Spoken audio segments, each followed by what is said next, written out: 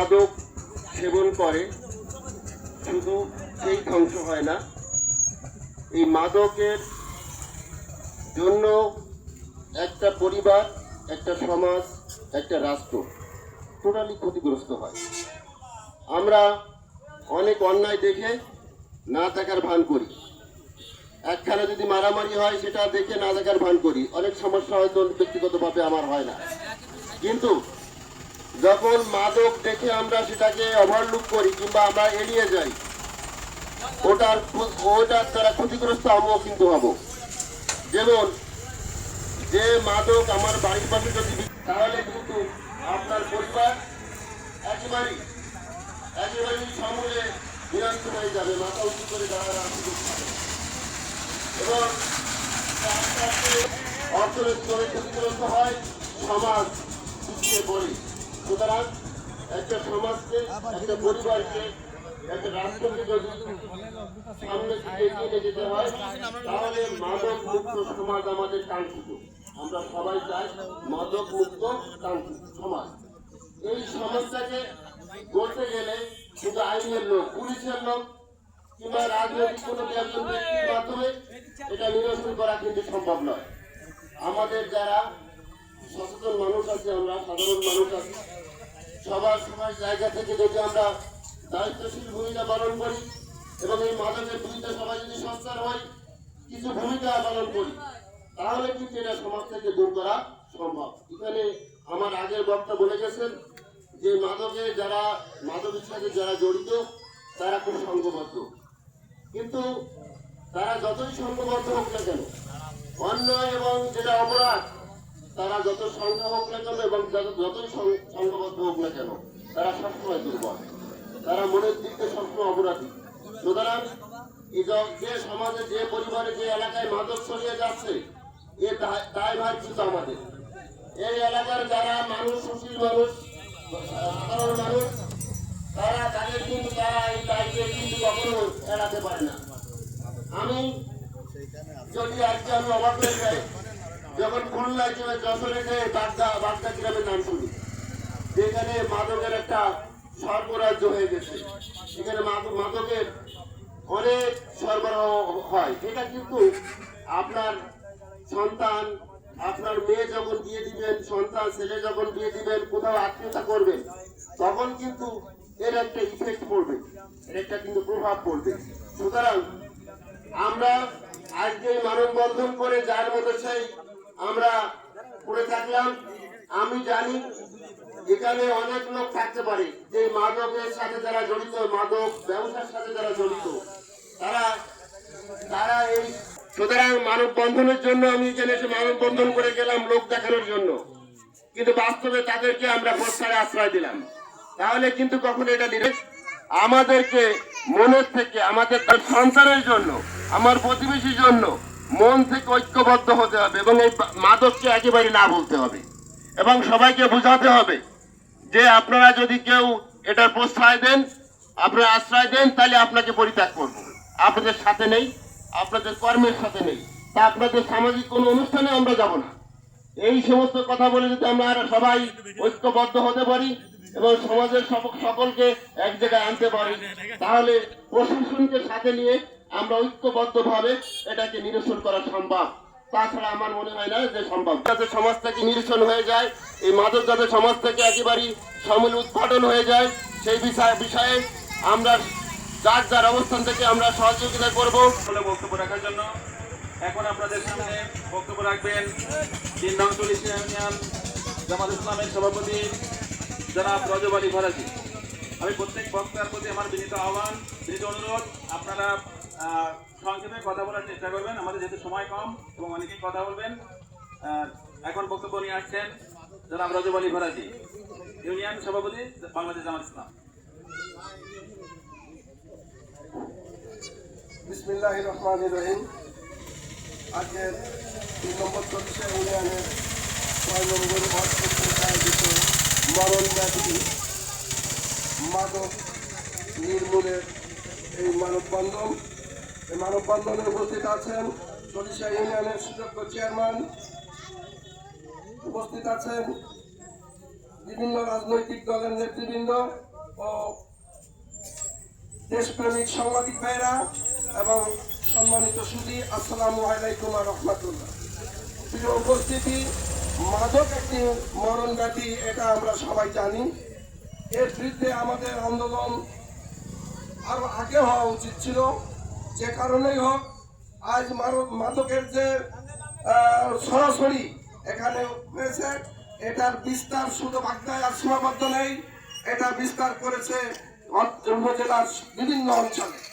আজকে যদি আমরা সচ্ছল না হই, তো এটাকে আর কোনো পরিবারের থেকে বাদ যাবে বলে আমি মনে করি না। প্রিয় উপস্থিতি, আজকেরা এই অনুষ্ঠান থেকে আমি প্রশাসনকে বলতে চাই, বিশেষ করে অভয়নগর থানার ওসি সাহেবকে বলতে চাই যে এই সংক্রমণ ব্যাধি থেকে জাতিকে বাঁচাতে আপনি দায়বদ্ধ। আপনি আসুন, বাগদায় আসুন, চল্লিশিয়ায় আসুন, আপনাকে যত রকম সহযোগিতা দরকার এই এলাকার মানুষ করবে, এই মানববন্ধনের লোক করবে। আর যারা মানব এই ব্যাধির সাথে সম্পৃক্ত হয়ে আছেন, আমি আপনাদেরকে বিনয়ের সাথে অনুরোধ করব, আপনারা ফিরে আসুন, আপনারা নিজে বাঁচুন, আমাদেরকে বাঁচান, জাতিকে বাঁচান। আর যদি ফিরে না আসেন, তাহলে আপনাদের জন্য বার্তা। আপনারা মনে করেন না যে আগে একদিন একটা মানববন্ধন হয়েছে, আজ আর একটা মানববন্ধন হচ্ছে, কই আমরা তো আমাদেরকে তো বিরত রাখতে পারিনি। আপনারা জেনে রাখুন যে গত 2 বছর আগে যে জুনিয়র যে আন্দোলন সৃষ্টি হয়েছিল, এটা কিন্তু এরকম ছোট্ট ছোট্ট থেকে শুরু হয়েছিল এবং সেখানে বড় ফ্যাসিস্টকে তারা এদেশ থেকে বিদায় করতে সক্ষম হয়েছে। আপনারাও জেনে রাখুন, আজ বাগদায় যখন মানববন্ধন হচ্ছে, এই বাগদায় মাদক থাকবে না, তার প্রয়োজনে সকল পদক্ষেপ এই এলাকার মানুষ নেবে। আপনারা যত রকম শক্তিশালী হন না কেন, আপনাদের নির্মূল এখান থেকে হতেই হবে, এই আশাবাদ ব্যক্ত করে আমি আমার সংক্ষিপ্ত কথা শেষ করছি। আলহামদুলিল্লাহ সাহেবকে উনি অনেক সুন্দর বক্তব্য রাখার জন্য আমরা এখানে যারা উপস্থিত আছি প্রত্যেকের অবগতির জন্য বলতে চাই, আমাদের আজকের এই কর্মসূচি এখানেই শেষ নয়। আমরা এর পরবর্তীতে আরো বৃহত্তর কর্মসূচি দিতে পারি যদি আমাদের এই সমস্যা নিরসনের কার্যকরী পদক্ষেপ গ্রহণ করা না হয়। আমাদের পরবর্তী যে নেতৃত্বরা কথা বলবেন, আমি তাদের কাছ থেকে কিন্তু শেষ না হয়ে যায়, আমরা পরবর্তী আরো কর্মসূচি চলমান রাখবো।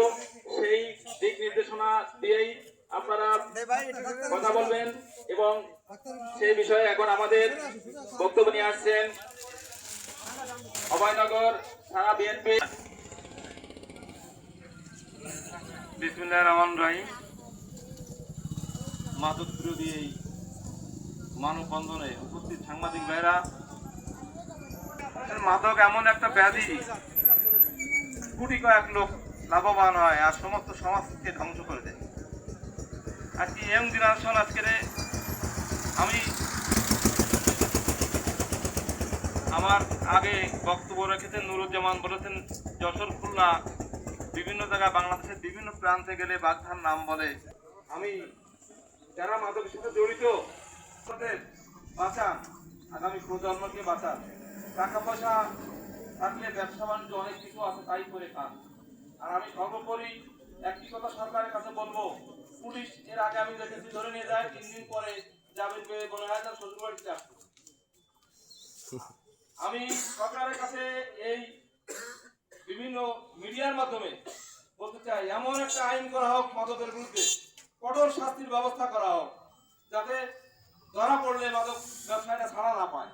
এবং মানববন্ধনের মাধ্যমে আমি সকল স্তরের জনগণকে বলতে চাই, আপনারা যেমন আজকে সংগঠিত হয়েছেন, এই সংগঠন আজকে মানববন্ধন করে ছেড়ে দিলে হবে না। সরকার কি করুন না করুন, তা দেখলে আমার এলাকাকে অঞ্চলকে বাঁচাতে হলে, আমার বংশধরকে বাঁচাতে হলে আমাদের এরকম আরো কঠোর ভূমিকায় যেতে হবে। তাই আমি সবাইকে এর জন্য প্রস্তুত থাকার জন্য আহ্বান রেখে আমি আমার বক্তব্য শেষ করলাম। আল্লাহ। অন্যতম একটি স্থান চল্লিশিয়া ইউনিয়ন।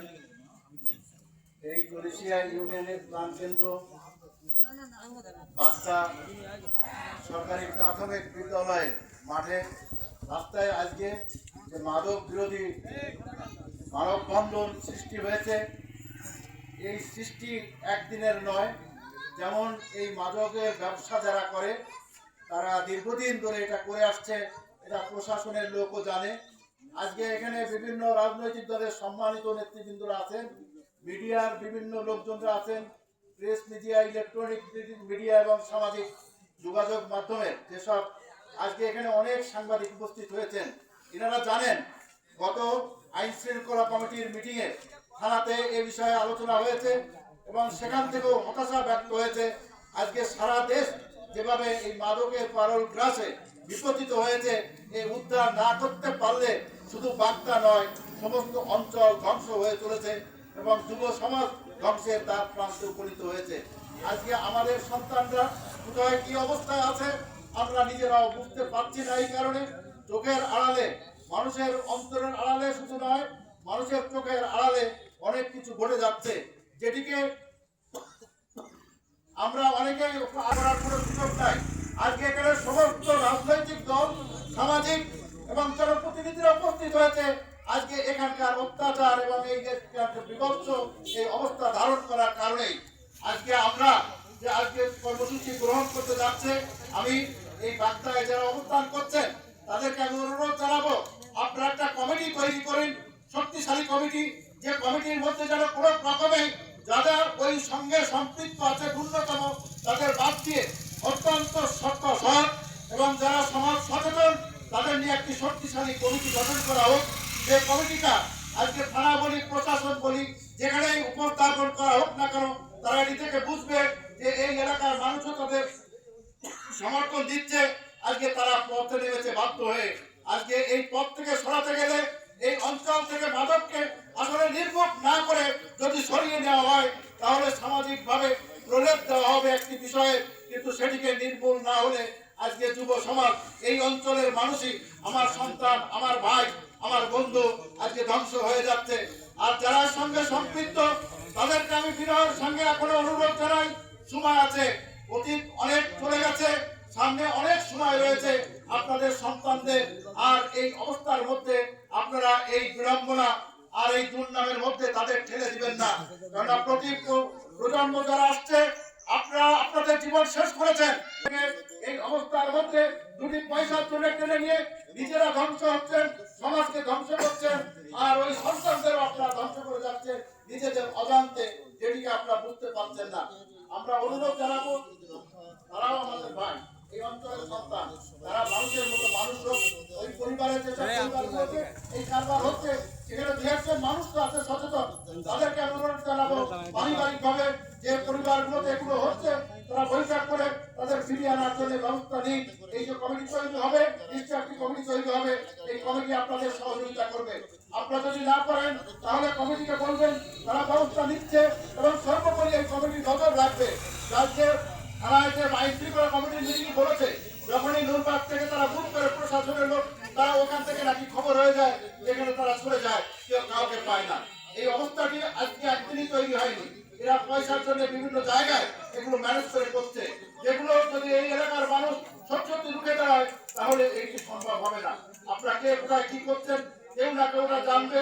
যদি অপহৃত হয়, প্রশাসন যদি ব্যবস্থা না নেয়, তাহলে আরো বৃহত্তর আন্দোলনের মাধ্যমে এই প্রশাসনের দিকে আমাদের ব্যবস্থা নিতে হবে।